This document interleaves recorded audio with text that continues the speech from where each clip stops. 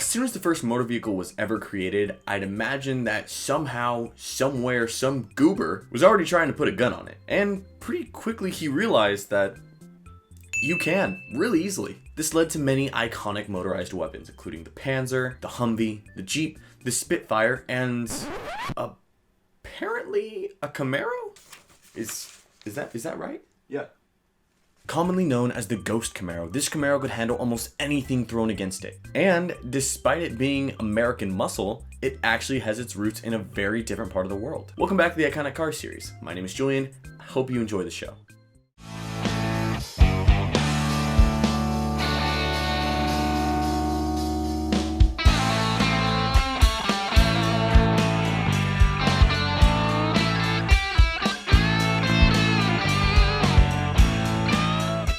Alright, so little bit of backstory first. I just really got into detail learning about this war today, so if I get anything wrong, please let me know below. I know there's some things I don't understand. There were 3 countries, Serbia, Bosnia, and Croatia.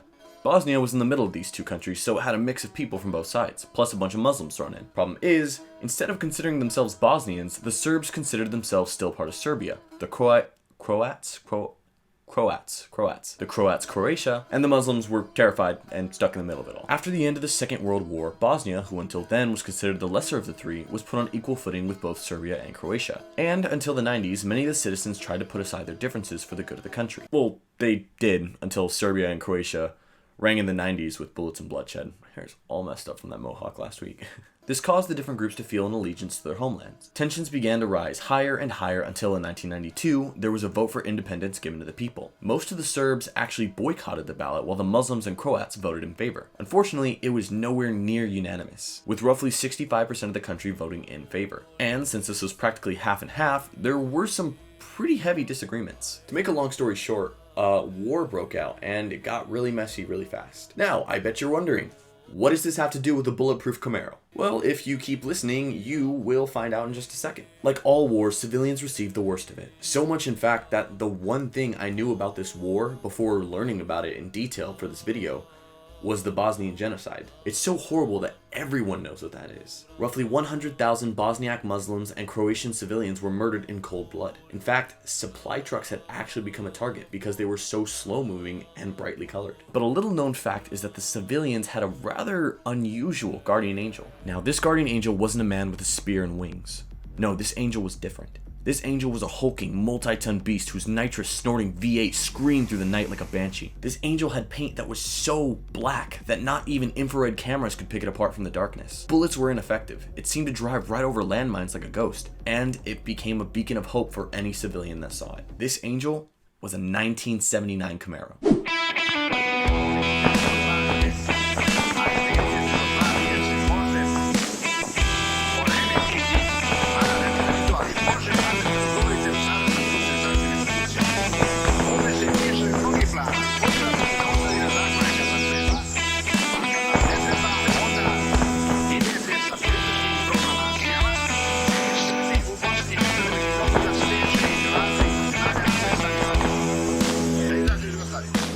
This aptly named Ghost Camaro was a bizarre mix of American iron and modern military technology.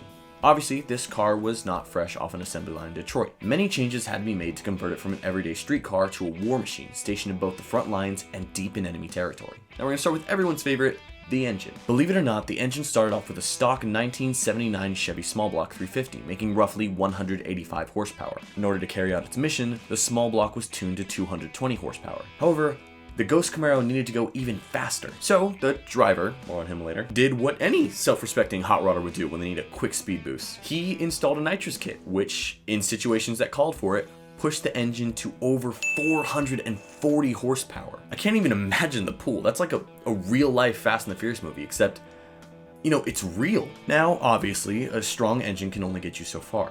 If a Camaro is going to survive a battlefield, it's going to need some serious body modifications. The car was completely stripped down and bulletproof plating was added in the doors, the fenders, and pretty much everywhere else. More plating covered the back seats and the bottom of the car, and a giant sheet of metal replaced the rear and side glass completely. Because, well, in this case, protection was a lot more important than being able to look over your shoulder as you back out of a driveway. Besides, I'm pretty sure the side mirrors would do for now. If it comes down to me accidentally getting shot in the back of the head and a minor fender bender, I'm gonna choose the fender bender. The car was also fitted with a front ram bar and a low splitter that acted as a minesweeper. And for some reason, the driver opted to add a little duck in the grille, which is decidedly a really stark contrast to its super aggressive styling. In jungles, dirt roads, and destroyed asphalt, everyday tires simply won't do. Heck, even off-road tires probably wouldn't be able to handle the terrain. But this was quickly taken care of. The Ghost Camaro was fitted with 4 run-flat tires, which allowed the driver to keep moving in the event of a blowout. These run flats were built with some extra support around the rim, so when the tire was out of air, it wouldn't just fall down on the rim and grind to a halt. And for those of you saying, my car has run flat tires, this is in the early 90s. They aren't as common as they are now. Basically, one way to tell if your car has run flats or not is basically, did the brand new car come with a spare? If it didn't, it probably has run flats. In the extreme event of emergency, the car came with 2 spares. Now, what really makes this car interesting is all the super military technology it's got crammed into it. Since it operates mainly at night, it makes sense that this car would have night vision as well as heat detection. That's right, this car could see in the dark. And if you got too nervous, it could see all the heat radiating off your skin. This car's basically Knight Rider. I actually don't even know how the car night vision works. Like, I couldn't find anything about it. Like, is it just a camera, or is it like the ones from cars where it's like a special windshield? Or I don't know. It's probably a camera. I can't imagine giant car-sized night vision goggles. I don't think the army would go for that. Possibly my favorite part of this car that really not only makes the car look so much more aggressive, but acts as an active camouflage, is the paint job. Now, I know what you're thinking.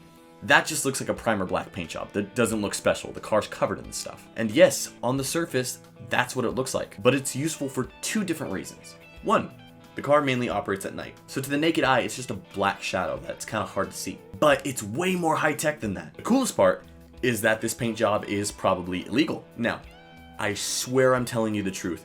This paint job made the car invisible to radar and infrared imagery. I don't know exactly how it works, but the fact that it's invisible to what I'm pretty sure is another word for thermal imagery, that's crazy.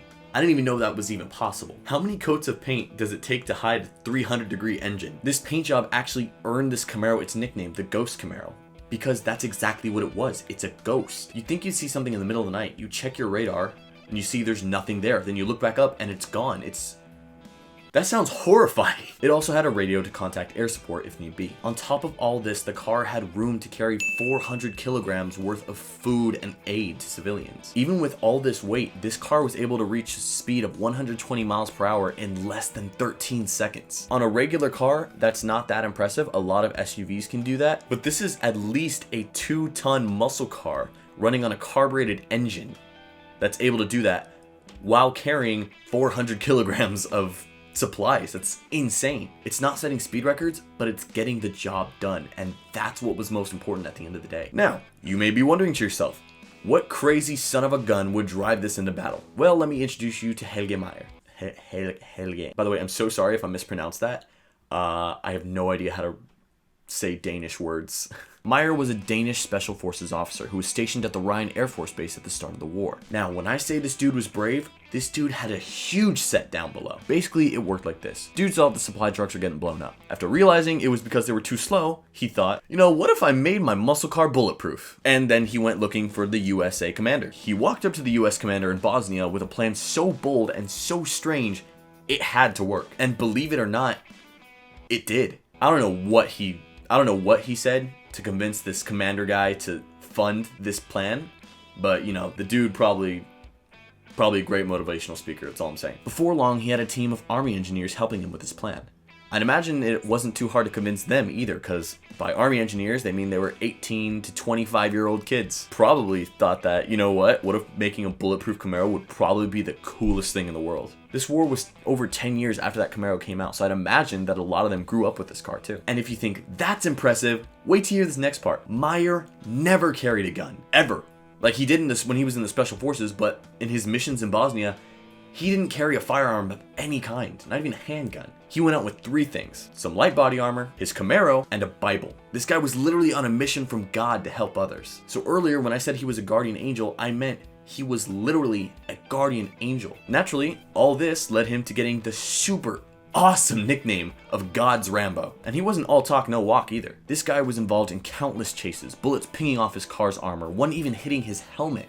stopping millimeters from his brain. And none of this even came close to phasing him. With his knowledge of back roads, perfectly timed nitrous shots, and sheer determination, this man did nothing but get the job done. He selflessly put himself on the line so others could go another day without starving. All in all, his life turned out to be an action movie. And honestly, I'm surprised I haven't seen Hollywood make a movie about this, because this is incredible. After the war, he went home, and you better believe he took his car with him. And the US Army was so cool about it that they let him keep everything except the paint job. So now, the car is painted a bright orange. He sprayed the car orange, said goodbye to the US Army commander, and went home, where he still lives to this day, enjoying a happy retirement. I guess some stories really do have a happy ending. Thanks for watching. I really appreciate you guys giving me the time of day. If you want to support the channel, you can like, comment, subscribe, and shop on the Amazon link that I put down in the description below. You don't have to buy what I link, just, anything from there. I post videos like this every week, so why not check them out? If you like this video, it's part of a series, which I will link right up here. I make analytical videos like this every single week, so why not consider subscribing or check out the rest of the channel? I'm sure you'd enjoy what you see. Once again, thanks for watching.